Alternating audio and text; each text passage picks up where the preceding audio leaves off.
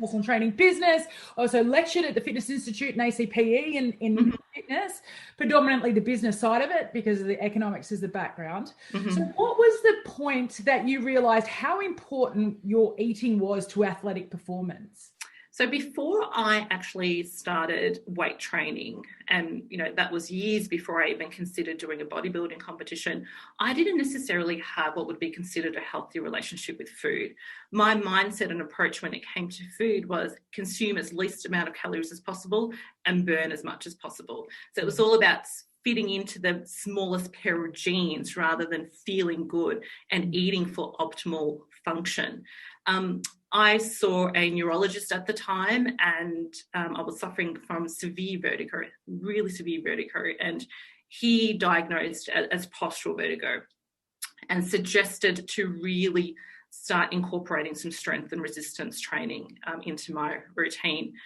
So via my local gym and connecting with some like-minded people who were very giving of their time and advice, I not only took on some strength training and incorporated it into my daily routine, but I also started to research and understand that in order to build muscle, you are going to have to be eating in a calorie surplus, which means a hell of a lot more food than what I was eating at that point in time, and a greater variety of fruit, vegetables, lean proteins, fiber as well.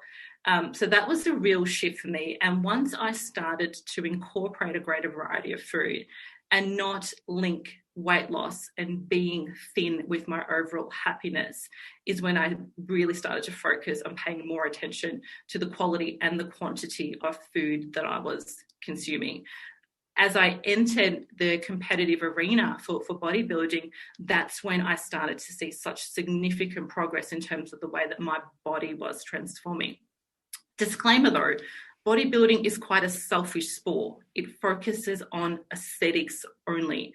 And unfortunately, for many athletes in that sport, often their psychological and their emotional well-being is compromised. And that's something that's not talked about often, and I have no issue talking about it. So again, with my clients, yes, it's important to look at that physical aspect of well-being. And if that physical transformation is important, we can absolutely work towards that, but let's not neglect the other dimensions of well-being as well. I love that, because obviously coming through as a lecturer in fitness, I saw a lot of people enter the bodybuilding arena predominantly because they can hide behind body dysmorphia. Absolutely. Eating, habits, or all of your bulimia, anorexia, over-exercising, under-eating, because it is about, it's okay to eat like this because I am competing. Yeah.